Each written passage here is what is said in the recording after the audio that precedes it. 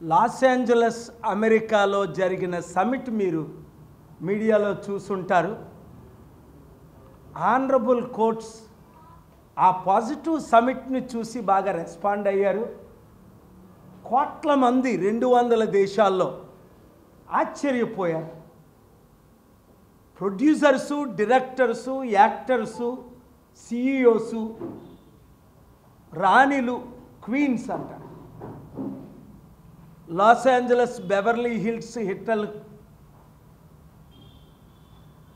వచ్చి యుద్ధం ఆగాలి, శాంతి నెరవేరాలి, యుద్ధాల వల్ల ప్రతి దేశానికి, ప్రతి రాష్ట్రానికి, ప్రతి ఒక్కరికి నష్టం ఉంది అని ఐక్యంగా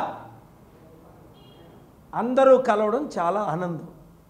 నిన్ననే అమెరికా నుండి వచ్చి ఢిల్లీ సుప్రీంకోర్టులో ఎలక్షన్ ఎలాగ జరపాలి 7 సలహాలు ఇచ్చినా వారు ఎందుకు పాటించట్లేదు? 180 దేశాల్లో ఒక్కరు కూడా ఈవీఎంలు వాడనప్పుడు మనం ఎందుకు ఈవీఎంలు వాడాలి? 197 దేశాల్లో ఒక్క డిక్టేటర్స్ తప్ప డెమోక్రసీలు ఒక్కరు కూడా ఈవీఎంలు వాడటం లేదు.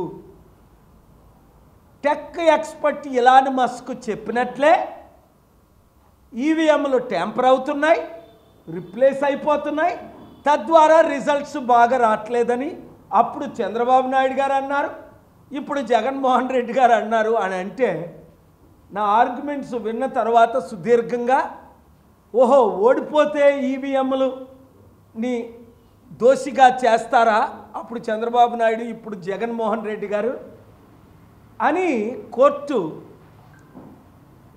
దాని మీద స్పందించారు. కానీ నేను రుజువులు చేశాను. ఓడిపోయినందున వారు అన్నారా, గెలిచిన వాళ్ళు ఈవీఎంలు కాదన్నారా? కాదండి. ఇక్కడ ప్రపంచ దేశాలన్నీ ఎందుకు ఈవీఎంలు బాయ్కట్ చేసేవి?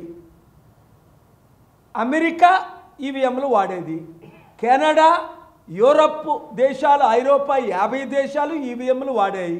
ఇప్పుడు ఎందుకు వాడట్లేదు ఈవీఎంలు? ఈవీఎంలు తప్పనే కదా వాడట్లేదు.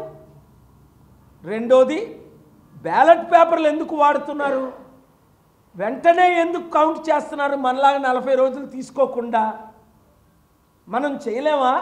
మనం ఎందుకు డిఫరెంట్గా ఉండకూడదు అని అన్నారు జడ్జి గారు. రవినాథ్ ఆయన పేరు.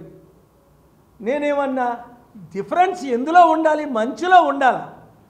రష్యన్ ప్రెసిడెంట్ పుటిన్, ఇవి డిక్టేటర్ సిరియన్ ప్రెసిడెంట్ ఎలక్షన్లు పేరుకే జరుగుతాయి అక్కడ.